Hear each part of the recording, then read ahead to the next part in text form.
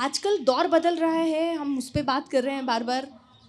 अब पहले साहित्य में जैसे पुराने गाने ले लीजिए, अगर बहुत आसान से उसको समझना चाहें तो पुराने गाने कितने मीनिंगफुल होते थे। फिर अब रैपर आ गए हैं जो बहुत बढ़िया एकदम वो रैप कर रहे हैं, लेकिन अब पब्लिक का टेस्ट वही है, तो भाई अब बन रही है वैसी चीज़ें। लेखक भी इस तरह से बदले होंगे, एक होंगे जो बहुत बढ़िया साहित्य के हिसाब से लिखते होंगे, एक होंगे जो आज के शब्दों का इस्तेमाल करके अब चीज़ों को लिखते होंगे। तो आप लोग भी इस प्रेशर में होते हैं कि भाई पब्लिक को क्या पसंद है, उसी हिसाब के लेखक को उठाएं और उसी तरह से छापें। अगर आपको अगली सैलरी चाहिए अपनी और अपनी कंपनी को चलाना है, तो ये सोचना बहुत ज़रूरी है कि हम क्या छाप रहे हैं और किसके लिए छाप रहे हैं। एक खामी है पब्लिशिंग की कि बहुत इनवर्ड लुकिंग इंडस्ट्री है।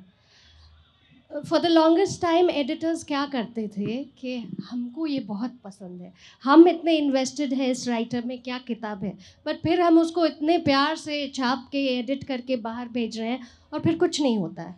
So it has to be a mix, it has to be every publisher, एक हर पब्लिशर का अपना मैंडेट होता है।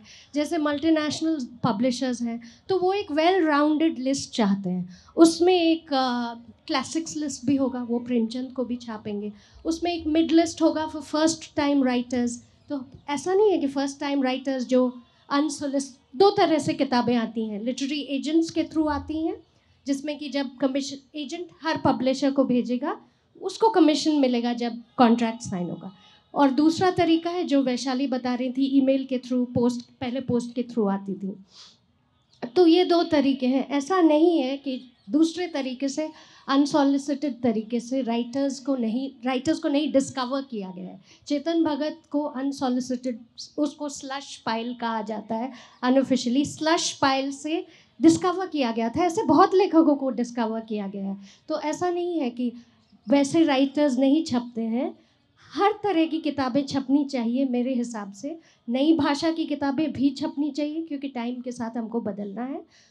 उसमें जॉनर ये है कि पॉपुलर जॉनर आप छापेंगे तो ज़्यादा लोग पढ़ेंगे, उससे जो पैसे आप कमाएंगे, वो मेरा हिसाब किताब ये है कि उससे जो पैसे आते हैं उसको हम इन्वेस्ट करेंगे जो किताबें एडिटर्स को बहुत पसंद है, जो सीरियस लिटरेचर है, जिसको हमको पता है कि वो हम हार्ड बैक एक्सपेंसिव करके बुक स्टोर्स में भेजेंगे, उनको अवार्ड्स मिलेंगे, लेकिन उनको बहुत ज़्यादा लोग, हो सकता है 5,000 लोगों से ज़्यादा नहीं पढ़ पाए, लेकिन वो हमारा उसमें बहुत इमोशनल इन्वेस्टमेंट है। तो पैसे इनसे कमाइए, इससे दूसरी किताबों को सब्सिडाइज करिए। तो ये उसका साइकिल है मोस्ट प्राइवेट पब्लिशिंग हाउसेस।